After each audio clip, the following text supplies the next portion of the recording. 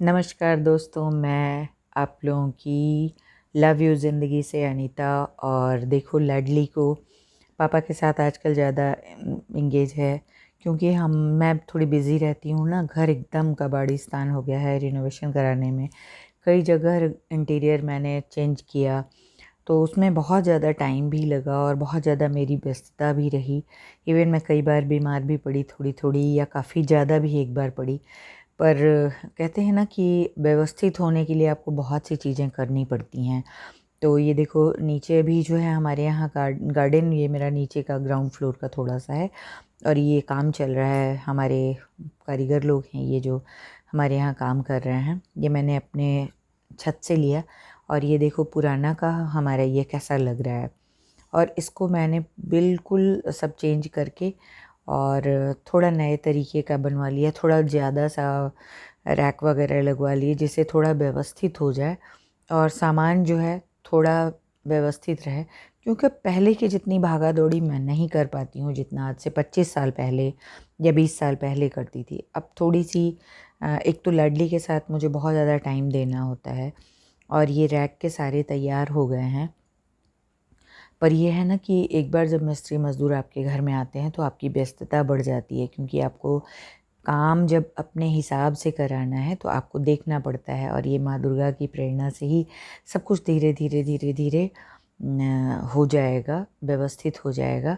और ये लोग लगातार काम कर रहे हैं और सच पूछो तो इतना शोर होता है। एक तो हमारे घर के ठीक सामने नया मकान बन रहा है, उसका शोर अपने यहाँ दिन भर। नमस्कार दोस्तों, आप लोगों का बहुत बहुत स्वागत है। और सारे दिन के बाद अभी सिर धो के मेरे बाल अभी सूखा है और मैं फ्री हुई हूँ। और इतना सच पूछो तो पूरे घर के रिनोवेशन में इतनी मेहनत लगती है, इतनी थकान होती है और सबसे ज़्यादा गला देखो कैसा ख़राब हो गया है। और इतना धूल पड़ता है ना, इतना ज़्यादा धूल धूसरित की सिर आज मेरा बहुत ज़्यादा दर्द हो रहा था। तो मैंने कहा चलो थोड़ा सा नहा लेते हैं, सिर धो लेते हैं तो अच्छा लगेगा। और रात के 11 बजे मैंने सिर धुला और यकीनन बहुत अच्छा लग रहा है, वाकई में बहुत अच्छा लग रहा है।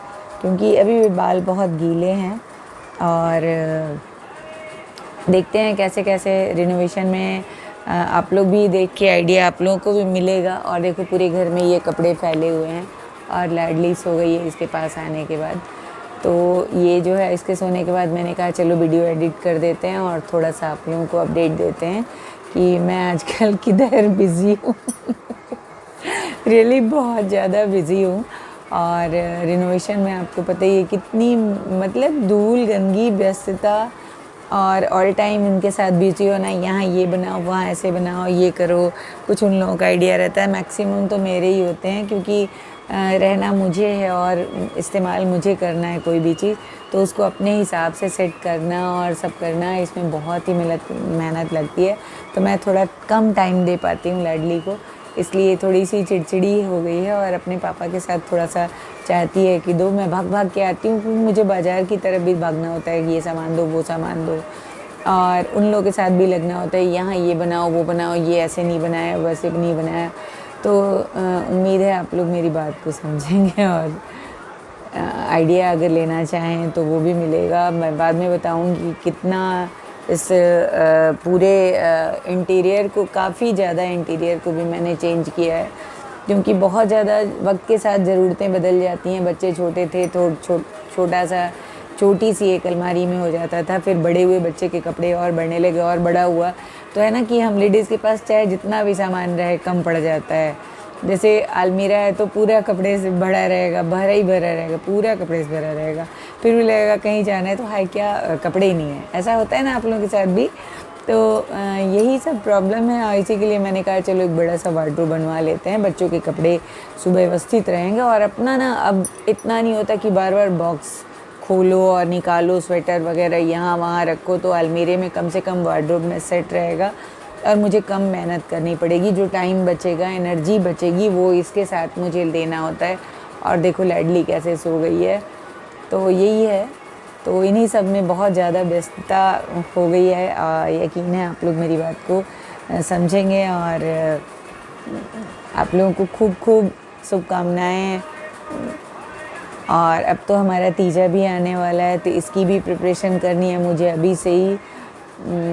कितना अभी शायद 5-7 दिन बचे हैं ना, तो मुझे उम्मीद है सखियों ने साड़ी भी ले ली होगी। मेरे सारे फ्रेंड्स जितने हैं, जितनी महिलाएं हैं, लेडीज़ हैं जो तीजा करती हैं, किसी का पहला होगा, किसी का मेरी तरह पुरानी हो गई होंगी तीजा करते करते, तो तीजा की भी तैयारी चल रही होगी। आप लोग कैसे, अभी तीजा का अपडेट मैं कुछ दिनों में बाद दूंगी कि इन व्यस्तता के बीच में मैंने कपड़े तो अभी तैयार कर लिया है, और उसी दिन रिवील करूँगी कि कौन सा कलर मैंने पहना है।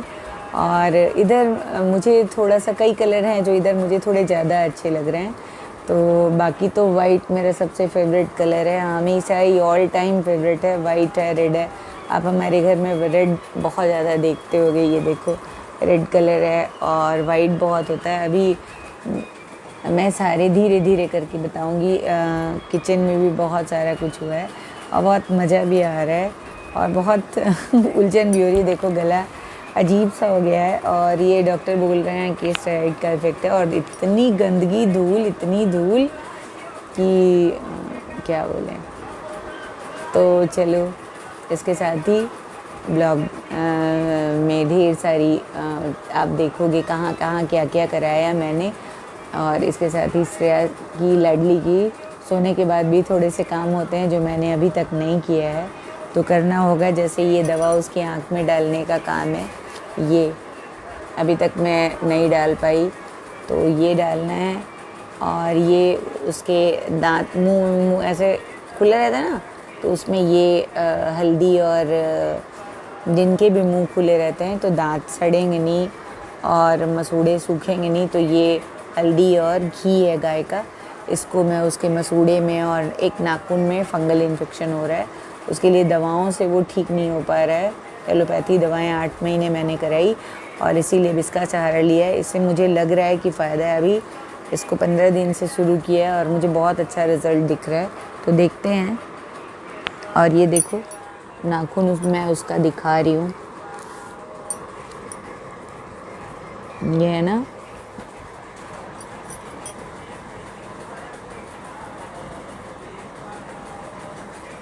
नेल काटने में बहुत तंग करती है, नहीं काटने देती। तो चलो, जो 1-2 बड़े हुए नेल हैं वो काट देते हैं, इसके नहीं तो फिर जग जाएगी, तो जगने में बहुत बवाल करती है। इसके साथ कौन इतनी पहलवानी करे, तो सोते में ही नेल काटना ज़्यादा इजी लगता है मुझे, और इसलिए अब मुझे उसके 1-2 नेल बड़े दिख गए तो मैं उसके नेल काट लेती हूँ। और बाकी मैं सारे धीरे धीरे छोटे छोटे टिप्स आप लोगों को, छोटे छोटे क्लिप्स आप लोगों को दिखाऊंगी कि कहाँ कहाँ क्या क्या मैंने बनवाया है ना। तो मिलते हैं नेक्स्ट ब्लॉग में।